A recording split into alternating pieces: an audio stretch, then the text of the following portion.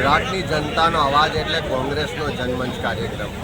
આજે તાપી જિલ્લામાં સોનગઢ ખાતે આ બજાર વચ્ચે જનમંચ કાર્યક્રમમાં તમે સૌએ જોયું હશે, ખૂબ મોટી સંખ્યામાં સમાજના તમામ વર્ગ વિસ્તારના લોકો આજે જોડાયા। આ મંચ પર આવીને એમણે પોતાનો આક્રોશ, વ્યથા, તકલીફો રજૂ કરી।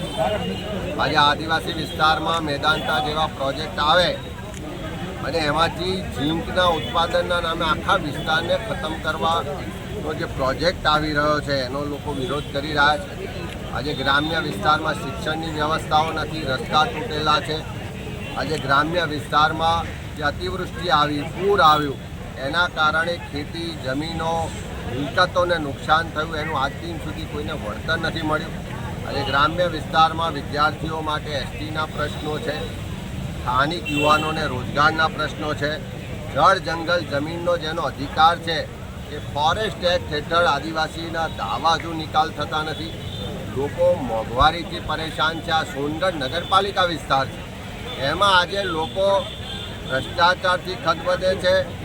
જે રીતે વહીવટમાં ભ્રષ્ટાચાર થઈ રહ્યો છે, ભેદભાવ થઈ રહ્યો છે, ગેરરીતિઓ થઈ રહી છે, એની સામે લોકોનો આક્રોશ છે। ગ્રામ્ય વિસ્તારમાં પણ સરકાર દ્વારા વિકાસના કામોમાં પણ ભેદભાવ થઈ રહ્યો છે।